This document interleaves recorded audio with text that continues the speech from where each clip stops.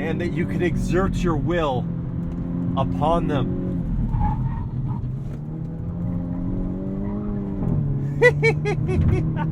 Goodness me, I like it. Hey crew, I've got the key to that 23 Hyundai Elantra N. We are going to take it for a drive, but first, let's check out how it looks on the inside and outside. There are no updates for the 23 model year, and that's because for 24, this car is getting a facelift. We've already seen the facelift. It looks good and is much needed because the design of this car is a lot, especially at the front. Those headlights connecting across look like flowing wings extended. The grille insert is jagged. There's an N badge, a jutting chin with a red stripe across. There are functional air curtains on the side, below LED headlights and LED DRLs with incandescent turn signals. This one is painted in ceramic white, which actually tones down some of the crazy creases well. So white or black would be the right colors for this design. I reviewed one last year in blue and it was just too much. At the side, we've got a set of 19-inch alloy wheels wrapped in excellent Michelin Pilot Sport 4S tires sized 245 section front and rear. Within those wheels are vented disc brakes clamped on by red painted calipers, and the red theme continues for the lower sills. The profile shows off some deep cuts in the body and joins the rear end as my preferred angles of the Elantra N design.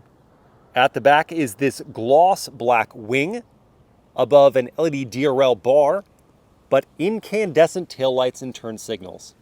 And down low is red tracing around a prominent black diffuser with two fist-sized exhaust outlets. They are huge. I'm really looking forward to the 24 facelift because it completely ameliorates the front end design of this car. My question for you is, do you like the jagged styling, the harsh cuts and creases of this body? Let me know in the comments, and let's check out the interior.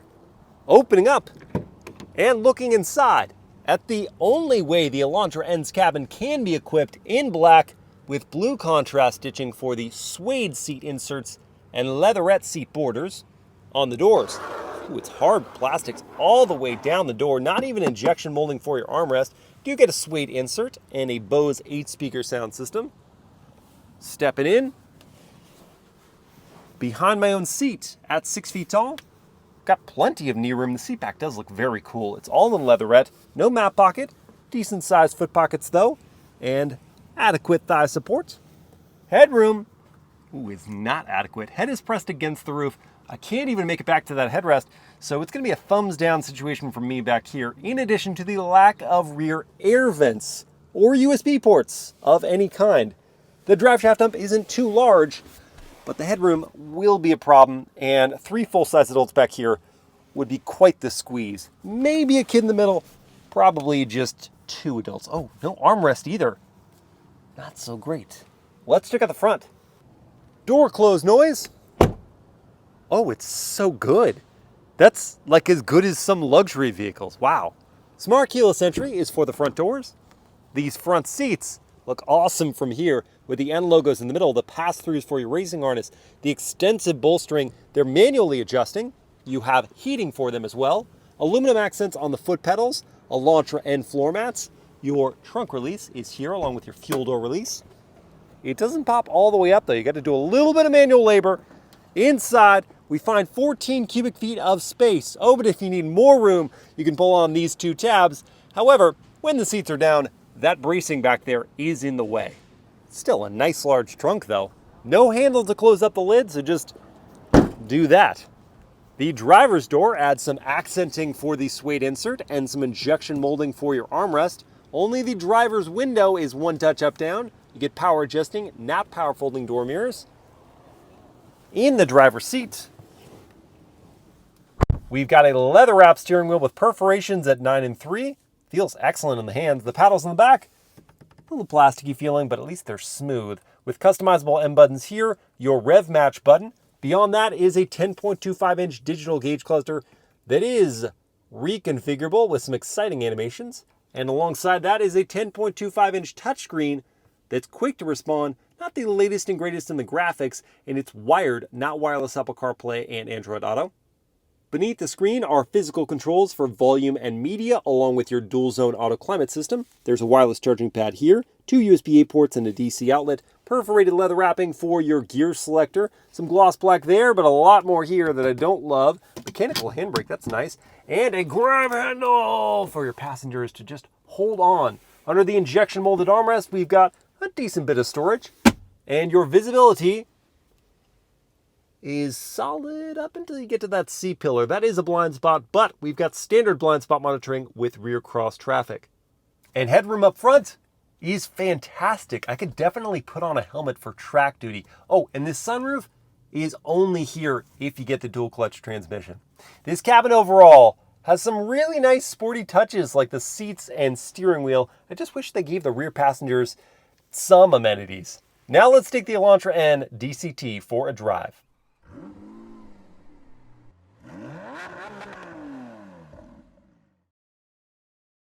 All right, let's fire it up.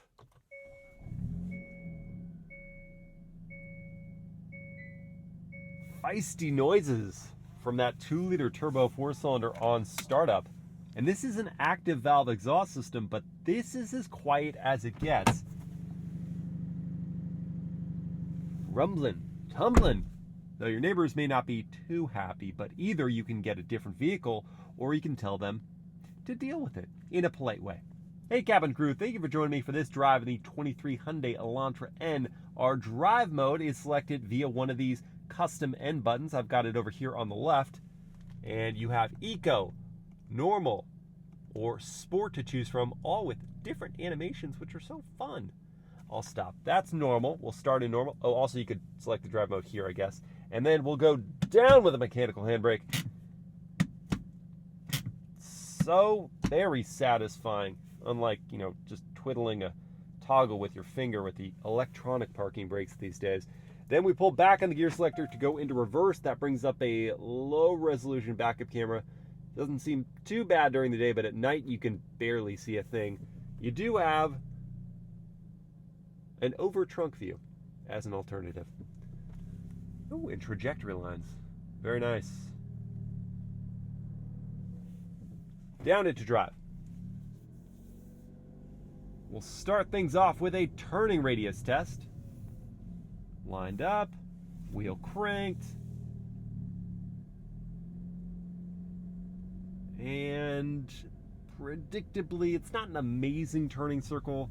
Lots of these front-wheel drive vehicles aren't either, so it's okay. Turn signal sound. That's got to be one of my favorite turn signal sounds on the market right now. It's just so... Can you say chill? Can you say a turn signal is chill? Because if so, this one is. And now for the world-famous horn test. Ooh, it's so cheery. Bright and cheery. A happy horn. The Powertrain in the Hyundai Elantra N is a 2-liter turbocharged 4-cylinder that makes 276 horsepower normally, but with the overboost function, it makes 286 horses. Regardless, there's 289 pound-feet of torque to play with, and that is routed through your choice of a 6-speed manual transmission, which we do not have here, though I did review it about a year ago. So if you want to see that, that review is linked as a card somewhere around my face. The dual clutch automatic is your alternative, and it's $1,500 more expensive. It's an 8-speed dual clutch, and it's pretty great. One, the fact that Hyundai would invest in a dual clutch transmission for a performance product is a good sign, because dual clutches are quicker shifting and a little more sophisticated than most torque converter automatics. So it's nice to see them put some attention to detail in that regard. But even just the transmission itself is quite smooth for a DCT. There are a couple occasions where you can get it to hiccup if you're coming to a stop and then the light goes green, you gotta get back on the throttle, then it will shunk you forward or backward. But for the most part, it's blending those gears seamlessly, especially when you are in motion. And throttle response in normal mode is plenty. And even though it's a single turbo system, There's not a great deal of lag even at partial throttle. You're not waiting an eternity for boost to build. And the ride comfort. We don't have adaptive dampers. We have 3-position dampers. And right now, in the normal mode, it's in the comfort setting. And the ride is quite good. Yeah, you bounce around a little bit, but just as sort of a reminder that you're driving something sporty, not in a way to punish you for choosing something sporty. And that's a big distinction. It's not a harsh riding vehicle. It's just one where you are live. And more on that engine responsiveness here around town. If you do need to make a quicker pass, in normal you will wait that extra sec for the dual clutch to downshift, but if you are in sport mode, then it's kind of ready for it.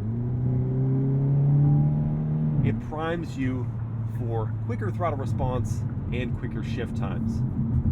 Going back to normal mode and letting the speeds pick up, listening for the NVH level.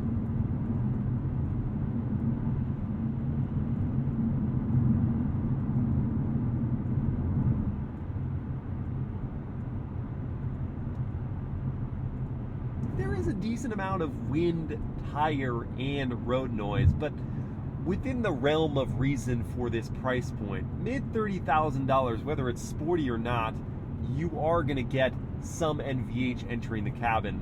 Here, you might have to raise your voice a little bit to have a conversation with those in the rear seats, but not to your fellow passenger right next to you. And the seats, with their bucket shape, aren't going to be right for every body type. If you're a little on the wider side, you'll want to test fit yourself in them to make sure the bolsters aren't squeezing you too much.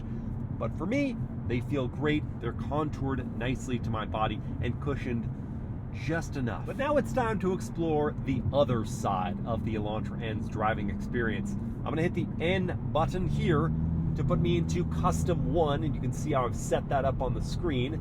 And now I'll just put my foot down, let all that 286 horsepower channel through the front tires.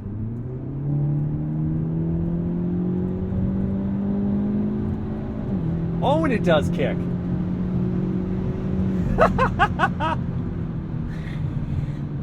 Oh, this thing moves.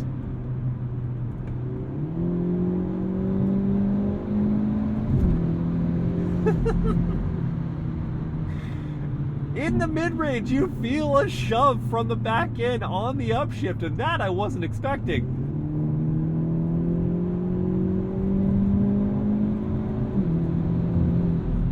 In auto mode, it is prompt enough in the downshift when you peg the throttle.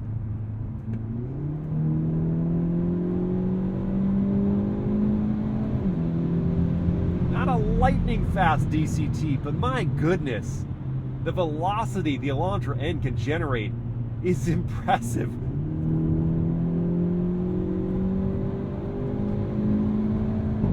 Woo! A little pop on the upshift there as well.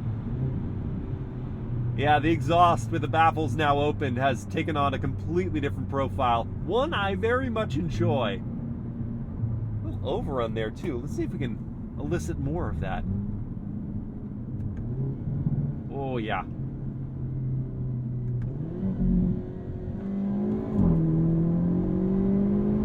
Love the shift light indicators around the gauge cluster.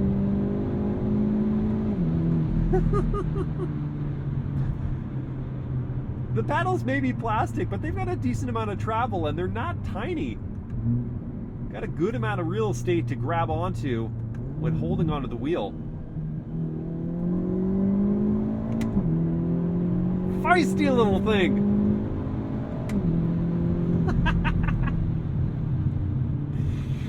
Made for children just like me. And children like me also like cool visuals. The Elantra N has plenty of them. Over here on the gauge cluster, we've got important information like oil and engine temperature, and then as we move right, we have more entertaining stuff like active throttle, power, and torque, along with your turbo boost pressure, your brake pressure, G-force meter, and then all of the customized settings that I pointed out earlier. And I'm going to give us another good reason to look at that screen, and that's to activate launch control for a real-world 0 to 60 test where I've got my race box set up here to record. I'll swipe right on the screen, which then presents performance options like setting the RPM for launch control. I'll just try it at 3,200 and then hit the launch control button, holding my foot on the brake, pinning the throttle, building up the revs, letting go of the brake, tire spin, and we're away to 60 in 5.77 seconds.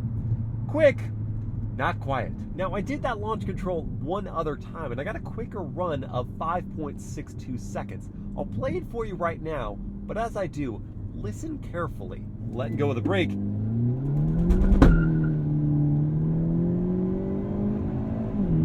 And there's 60 in 5.62 seconds. Yeah, did you hear the shuddering coming from the front axle as I was accelerating? That's not the first time I've encountered that. When I drove the manual version of this car, I had the same thing. There's also a popping noise that will occasionally erupt, which scares the heck out of you. Made me think I was doing something wrong, but it was repeatable, and also here in the dual clutch.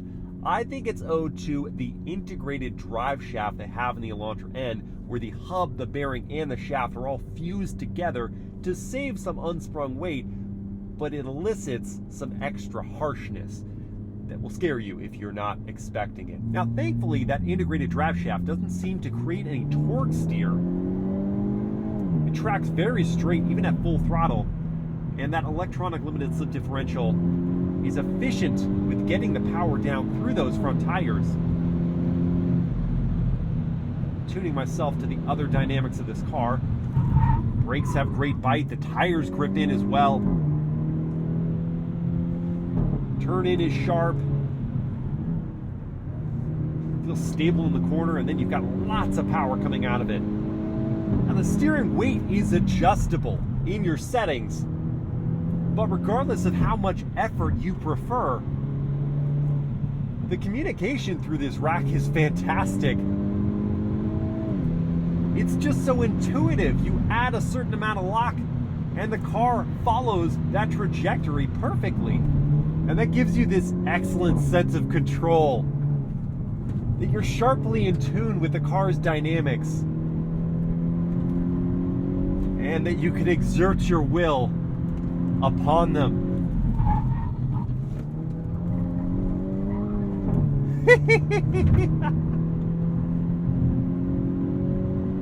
Goodness me, I like it. The suspension in this tautest of settings contains the body motions very well, and the seats contain my body motions well. On downhills, the brakes stay strong. A little bit of understeer is to be expected, but it's curable with patience, some throttle lift off, and a touch of trail braking. Keep grip on the nose. The Elantra N is a proper performance car and a really just good time. And that leads to my MilesPerHr word of the day, which is whimsical, meaning playful and spontaneous, because on a whim, you can go from daily driving normalcy to theatrics, both in visuals and in performance. And then also on the weekend, you can deal expertly with a canyon road. Before we dive into pricing and competition, let's talk about the top speed and fuel economy for the Elantra N with the dual clutch transmission. The top speed is limited to 155 miles per hour. The fuel economy is 20 in the city, 30 on the highway, and 23 combined, which is 2 combined MPG less than the 6-speed manual, which is the transmission I would choose, not just because of the fuel economy, not just because it's $1,500 less expensive, but because it's more fun. The starting figure for the Elantra N with that manual is around $34,000. If you go with the dual clutch and the ceramic white paint, this tester is about $35,600. I will keep the competitive discussion to just 4-door sedans for right now, because we've got a few of them. There is the Honda Civic Si, of course, $30,000. It makes 200 horsepower, gets to 60 in 6.8 seconds, and gets fuel economy of 31 combined mpg. There's the Subaru WRX, which starts at $32,000. It makes 271 horsepower, gets to 60 in 5.4 seconds, and has fuel economy of just 22 combined. Or you've got the Volkswagen Jetta GLI that starts at $33,000, makes 228 horsepower, gets to 60 in 6.1 seconds, and has fuel economy of 30 combined. So on paper, the Elantra N, yes, is the most expensive, but it also makes the most power, and independent tests like Car and Driver have seen a 0 to 60 time in this vehicle quicker than its other competitors.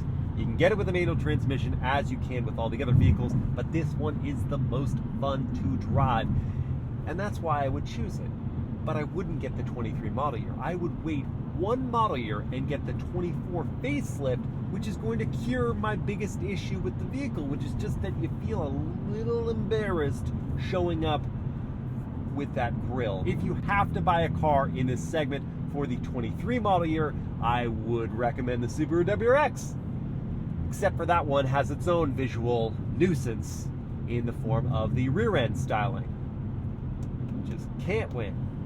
Which would you guys choose? Would you have the Subaru WRX? Would you get the Volkswagen Jetta GLI? Would you have the Honda Civic Si? Or would you get the Hyundai Elantra N with either the dual clutch or the 6-speed manual? Let me know in the comments, and I hope you guys have enjoyed this POV drive review. If you did, please like, comment, and share it. Subscribe to the channel. Hit that bell to get notified, and I'll see you again next time.